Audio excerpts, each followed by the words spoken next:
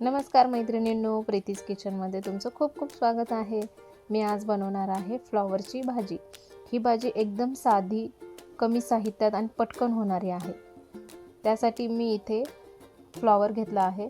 आता फ्लॉवर मी बारीक कट करून घेणार आहे। आपल्याला ही भाजी फक्त वाफेवर शिजवून घ्यायची आहे, म्हणून फ्लॉवर बारीक कापून घ्यायचा आहे। आता फ्लॉवर स्वच्छ पाण्याने धुवून घ्यायचं आहे।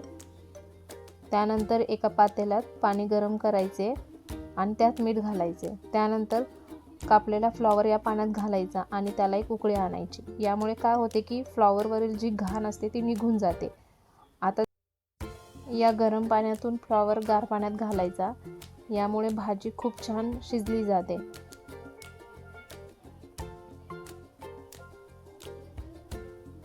आता फोडणीसाठी 2 चम्मच तेल घालायचे। त्यामध्ये 1 चमचा जिरे, 1 चमचा मोहरी, कढीपत्ता, बारीक चिरलेला कांदा घालायचा आणि कांदा छान परतून घ्यायचा आहे।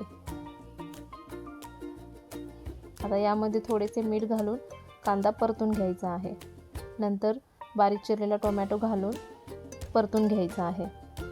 त्यानंतर हळद, लाल तिखट मसाला, कांदा लसूण मसाला घालून छान परतून घेऊया।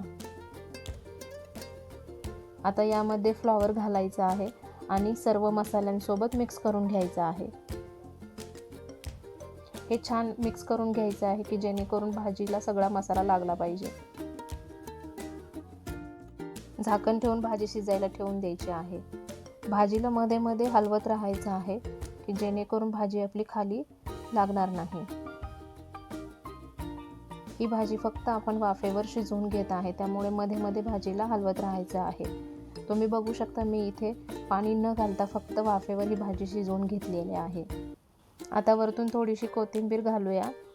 तुम्ही बघू शकता इथे आपली गरमागरम फ्लॉवरची भाजी तयार आहे। तुम्ही ही भाजी नक्की ट्राय करून बघा, तुम्हाला नक्की आवडेल।